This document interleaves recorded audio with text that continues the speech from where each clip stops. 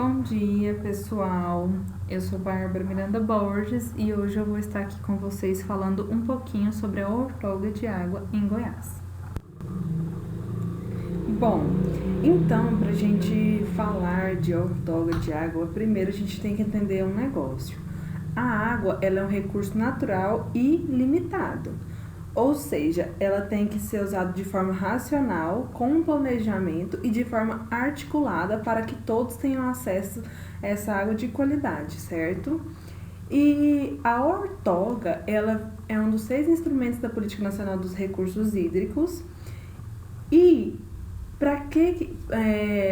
o que ela é? Ela é um instrumento que vai assegurar ao interessado o direito de utilizar a água de uma fonte hídrica qualquer, né, com uma vazão e finalidades determinadas e por um período definido. Então, para que serve ela? Qual que é o objetivo? Assegurar o controle qualitativo e quantitativo dos usos da água e o efetivo exercício dos direitos de acesso aos recursos hídricos. Que todo mundo tem esse direito, que como a água é um bem comum de todos, então todos têm esse direito. E o que exige uma outorga?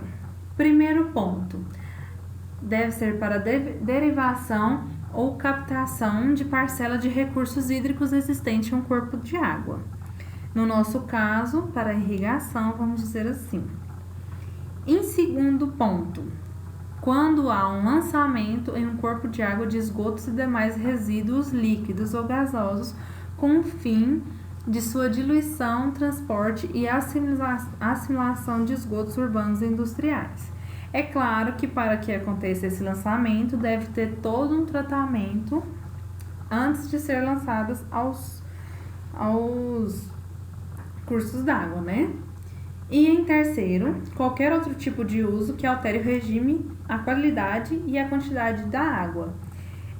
Como um artigo de curiosidade, para a gente assimilar melhor esse terceiro ponto, a gente pode ver nessa segunda imagem aqui que foi publicado um vídeo pela NASA que quando os foguetes são lançados, fica nessa base aqui os foguetes, certo? Quando esses foguetes são lançados, acontece várias queimas gasosas. Com isso, aumenta a temperatura dessa base, certo?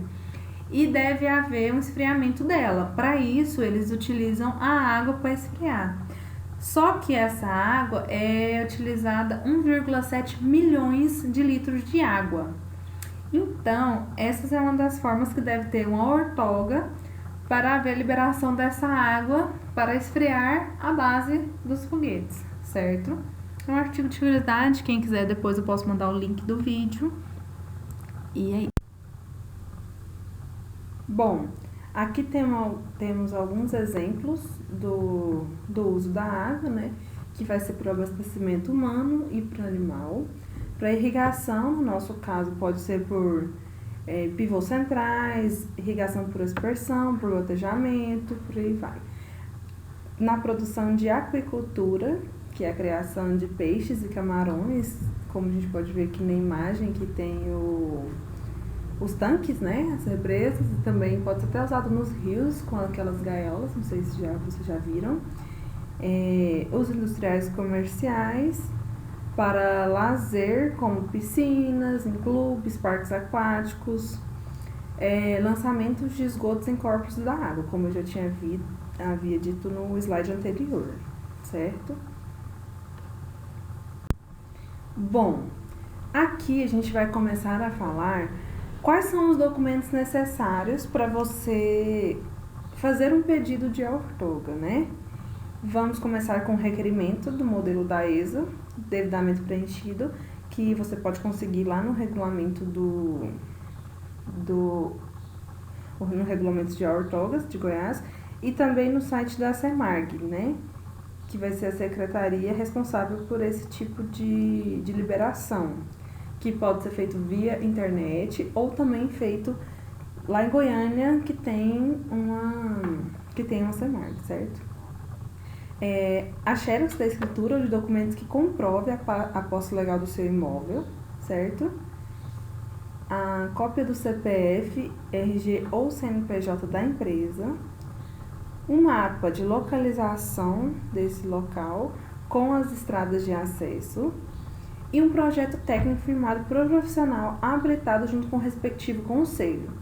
Porque todos nós sabemos que não é simplesmente você chegar num curso de água e bombear água para você utilizar no que você for utilizar, certo? Não. Tem todo um projeto envolvido de quanto você irá gastar, por quanto tempo vai usar, para, no caso da irrigação, para determinada cultura. Então, tem todo um projeto em volta disso, porque ele tem que falar exatamente o quanto que você precisa para ver se aquele curso da água vai atingir a sua demanda. Então é isso.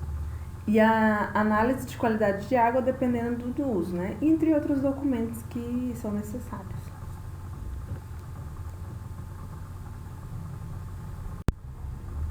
Bom, aqui a gente vai falar sobre o que é necessário quando a gente faz o pedido de outorga, né? Como eu havia dito, ele é solicitado à SEMARG, né, que é a Secretaria do Estado do Meio Ambiente e dos Recursos Hídricos do Estado de Goiás, no nosso caso, e vai preencher os formulários específicos, que é aqueles que eu havia dito no slide anterior, certo? E caracterizar a demanda hídrica individual pelas vazões, ou seja, para que você quer. O primeiro dos critérios técnicos que vão ser analisados nesse projeto, para ser pedido. A metodologia geral da análise. O que ela vai envolver? Vai envolver uma coleta sistemática de dados básicos que se desenvolve ao longo do tempo e do espaço, que é o caso de as vazões que o curso da água apresenta, aquelas vazões que são constantes, não aquelas que são variáveis, como no nosso caso aqui, tem a época das secas e a época das chuvas. Então, é necessário que você avalie quando ela é constante, não quando ela adquire uma vazão maior, essas coisas, certo? Tem todo um cálculo por trás disso. Segundo, vai ser o procedimento geral de controle do balanço hídrico, que vai comparar as demandas com a disponibilidade de água por meio de indicadores que quantificam o nível de comprometimento dos recursos hídricos, certo?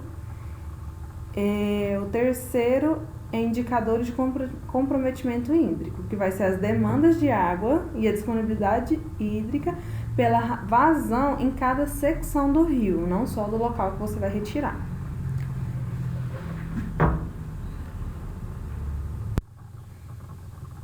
Quando você fez todo o procedimento de levar os documentos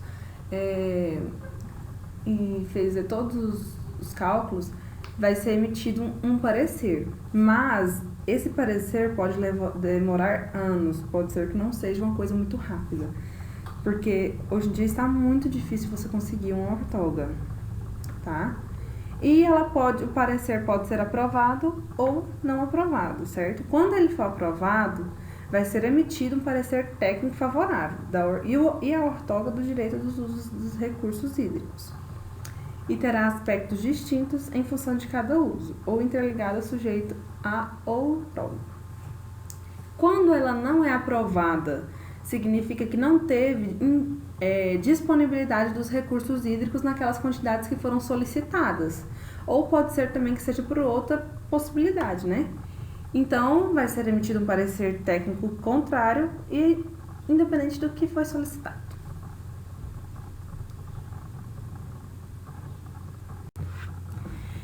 Quando pode haver suspensão ou revogação dessa outorga?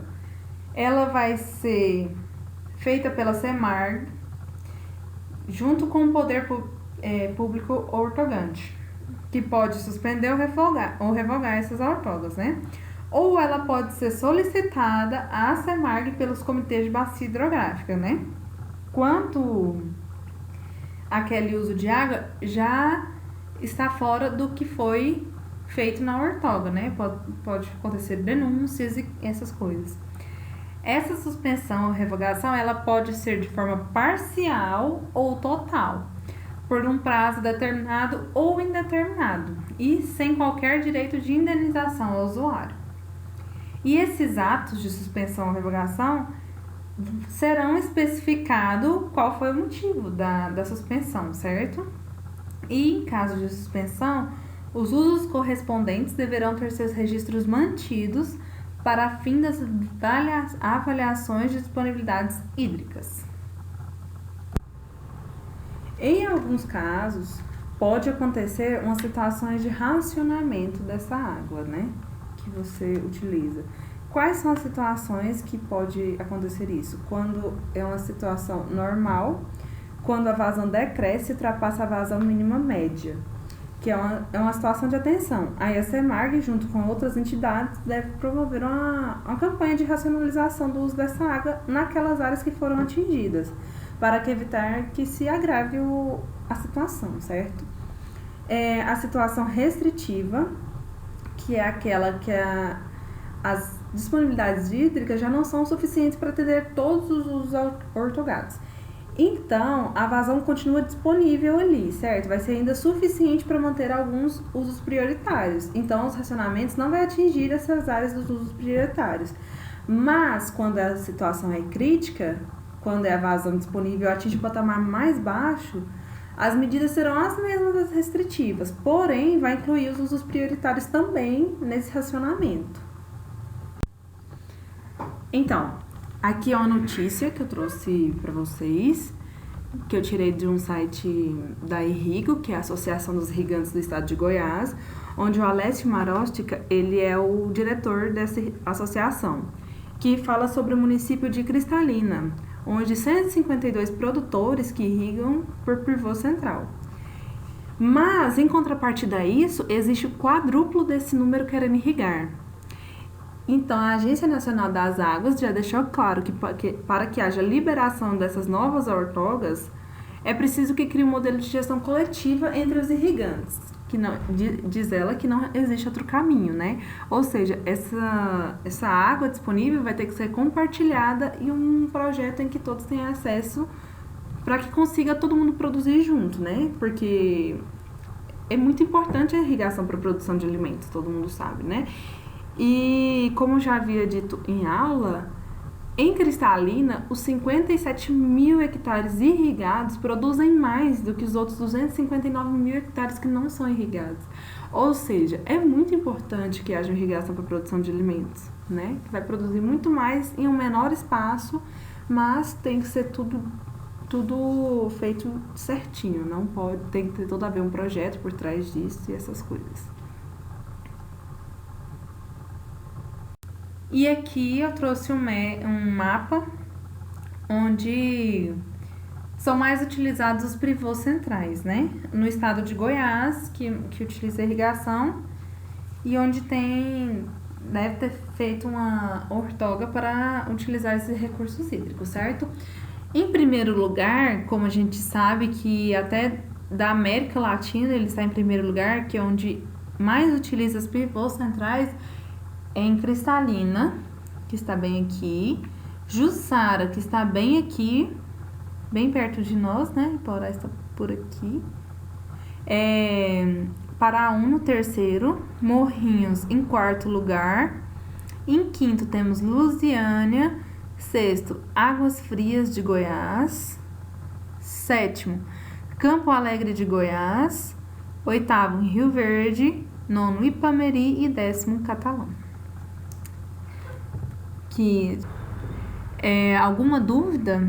Se vocês tiverem alguma dúvida, pode entrar em contato comigo via e-mail, via WhatsApp. E eu vou deixar aqui embaixo o link para vocês, se vocês quiserem dar mais uma aprofundada ou se precisarem pedir a ortoga dos recursos, né, de algum que vocês queiram. Eu vou deixar o link do regulamento dessa ortoga que foi feita pelo Estado de Goiás e o manual técnico de como deve proceder, os cálculos de vazões para quantificar a quantidade de água dos recursos hídricos, se vocês precisarem, aqui embaixo no link, tá bom? Obrigada, era isso que eu tinha passado para vocês hoje.